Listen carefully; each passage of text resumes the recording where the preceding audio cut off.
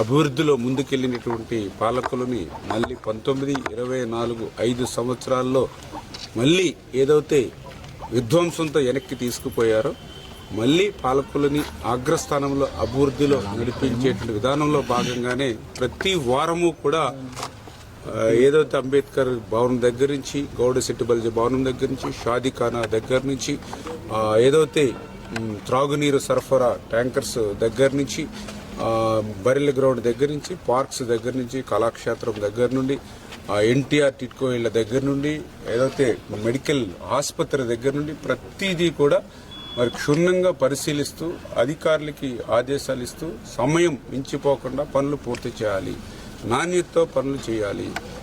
ఇప్పటికే మనకు ఆలస్యం కాకుండానే పనులు చేయాలి. అందులోకి ఉదాహరణ టిట్కో ఇళ్ళు. ఎందుకంటే మీ అందరికీ తెలుసు 5 సంవత్సరాల్లో ఒక అర్బస్తా సిమెంట్ వేయలేదు, ₹1 ఖర్చు పెట్టలేదు. దానితో ఆ టిట్కో ఇళ్ళన్నీ కూడా మళ్ళీ బూజులు పట్టి చెదలు పట్టి మళ్ళీ విధ్వంసం అయినటువంటి స్థితిలో మళ్ళీ దాన్ని బాగు చేస్తూ ఉంది.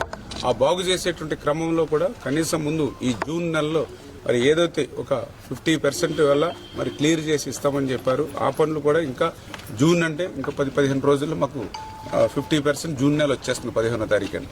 అంచేత కంప్లీట్ చేయాలి ఎట్టి పరిస్థితుల్లోనూ. అందుకే ఇప్పుడు ఆ ఎల్ఎన్టీ ఎవరైతే ఉన్నారో ఉన్నతాధికారులు, ఆ రీజనల్ మేనేజర్ ఎవరైతే ఉన్నారో ఆయన కూడా పాలకులు రమ్మని చెప్పడం జరిగింది. యుద్ధ ప్రాతిపదికన ఇచ్చినటువంటి మాట ప్రకారం ఆ యొక్క పనులు పూర్తి చేయాలి. ఆ పేదవాళ్ళు, మహిళలు మరి వాళ్ళ కళ సొంతింట్లో అనేది మరి దురదృష్టం. గత ప్రభుత్వం చేసిన తప్పులన్నింటినీ కూడా మేము సరిదిద్దుకోవాల్సి వస్తుంది. ఎందుకంటే గతంలో ఉన్నటువంటి ప్రభుత్వం ఈ ఇంటి లబ్ధిదారుని అడ్డు పెట్టుకుని బ్యాంకుకి తీసుకెళ్లి 3,65,000 అప్పు తీసుకున్నారు వీళ్ళ పేరు మీద. అది ఈ రోజు చూస్తే 5 లక్షలు 6 లక్షలు వడ్డీతో అవుతుంది. వాళ్ళకి ఇల్లు అప్పగించారంటే ఇల్లు అప్పగించలేదు. అంటే ఇల్లు కట్టిన వాళ్ళు మేము అప్పు తీసుకోలేదు, ఇంటి లబ్ధిదారుడు అప్పు తీసుకోలేదు. మధ్యలో వచ్చినటువంటి ఆ యొక్క గత ప్రభుత్వం జగన్మోహన్ రెడ్డి గారు ఆ యొక్క తనఖా పెట్టి అప్పు తీసుకున్నారు.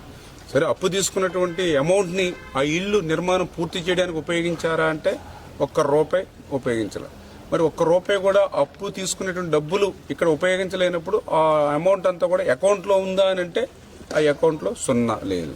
అంటే ఆ అకౌంట్లోనూ లేదు, ఇక్కడ టిట్కో ఇళ్ళకి 5 సంవత్సరాలు ఖర్చు పెట్టలేదు. అంటే పేదల మహిళల పేరు మీద తీసుకునేటువంటి సొమ్మును కూడా మరి ఆయన డైవర్స్ అంటే వేరేటికి మరలించాడని అంటే ఎంత దుర్మార్గమైన పాలన జరిగింది.